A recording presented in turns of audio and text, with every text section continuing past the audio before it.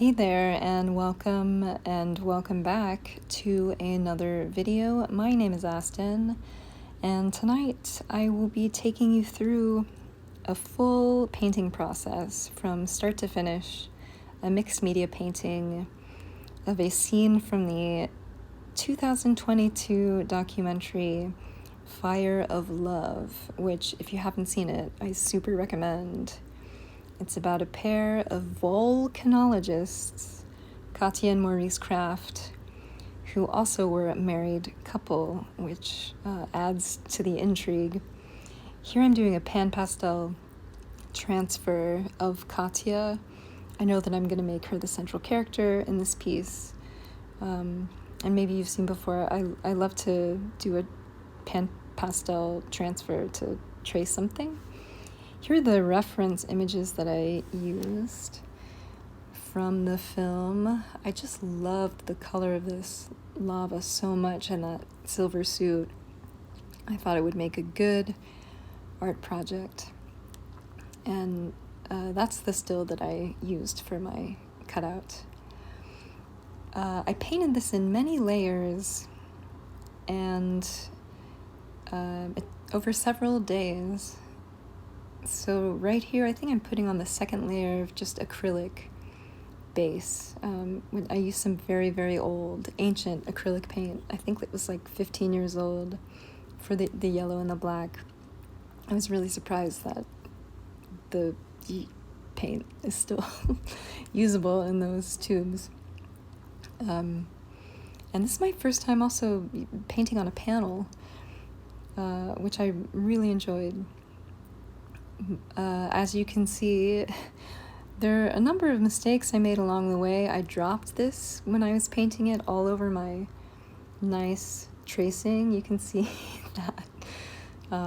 So it got covered in yellow and black, and I would, have the yellow and the black nicely with crisp edges, and I also used India ink, which would bleed into the yellow of the lava. Anyway, I knew I wanted to make the lava using granulating watercolor, but to use granulating watercolor on a non-watercolor friendly surface, you have to use watercolor ground. I have two, and I mix them together, the Daniel Smith transparent watercolor ground and the Schmincke Aqua something. I'll put it in the description. So I really wanted to build up the layer of the rocks, and those at the top would be further away in space from the viewer's point of view, and the strip at the bottom would be nearer to you. So I'm really trying to build up those layers, particularly in the front, with modeling paste, acrylic modeling paste that I mixed with paint, and I also mixed it with Speedball black. I think it's India ink. I'll put everything in the description. But I built up those rocks in many, many layers, and I put the painter's tape down, so hopefully I could keep the border between the lava and the rocks. It went okay. But as you can see here, I had to go back over my first layer of granulating watercolor with just the plain old acrylic paint to get the black out of the lava river. So the first granulating watercolor that I used in the river was a Kuretake red, and I love those, they're great, but I really wanted to use the Holbein granulating watercolors, and I really did plan this in advance. I tried out a lot of different types of paint and colors of paint in my sketchbook before actually making the project, but you never quite know how it's going to go. So I wanted to try the Holbein granulating watercolor, so I'm giving this another coat of both watercolor grounds, letting it dry, and then I'll come back in with my Holbein granulating watercolors. Here I am working on the face shield of the silver volcano suit. I never did get it quite right, but hey, you work with what you have. I wanted it to be more transparent and also like a deeper brown, but just couldn't figure it out. As you can see, my reference photo is up on my iPad the whole time where I can see it. And I kind of kept having to redo the silver suit. I should have used acrylic gouache, but I used just traditional gouache. It's a lovely silver from the spring set, Holbein Iridori gouache. But I did have to keep painting and drawing because I would paint over my drawings, which is something I'll really have to consider more carefully in the future, but it all came together in the end. And I really like working with the cutout. This is a cereal box, paperboard cutout.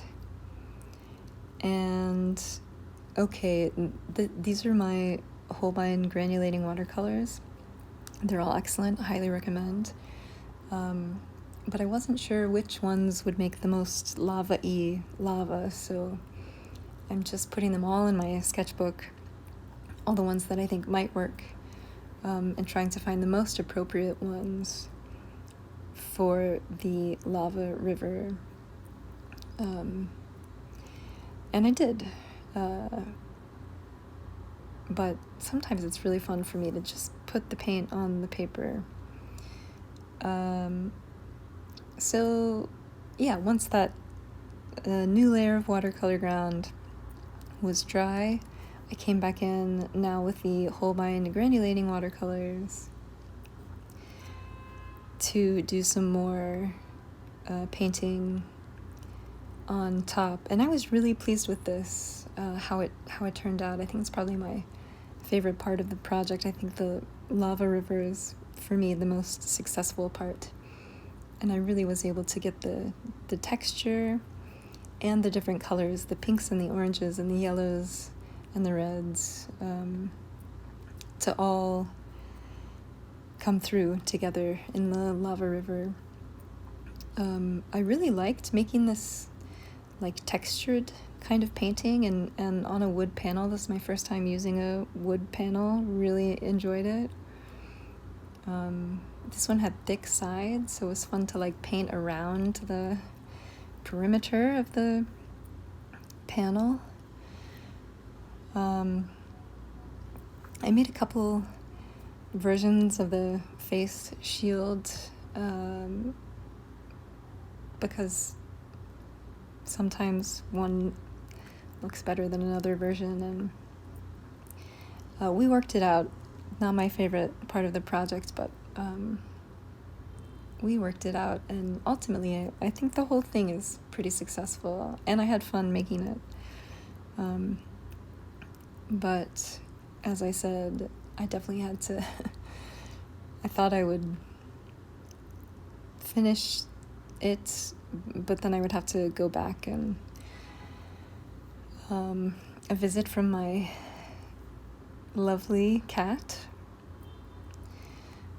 And I really like using a cutout also because if you have only one central figure, or more than one, it's nice to have a cutout because you can really carefully position them where you want to. And if you mess it up, you can probably redo it. So that's what I like most about using a paper cutout, and it adds more dimension to the project. I went over both sides with a layer of Podge to kind of laminate, if you will, the cutout. And when I place her into the scene, I painted both the area on the painting where the figure goes and the back of the figure. and it's holding up great. I loved making this. I hope this has been kind of fun or interesting for you to watch the process. I really like doing a time lapse because I can see every step, and sometimes I forget what I used here or there, or how many times I had to do one step or another, and it's cool to see something go from an idea that you have in your head to a physical painting. I'll be back soon with more visual art videos.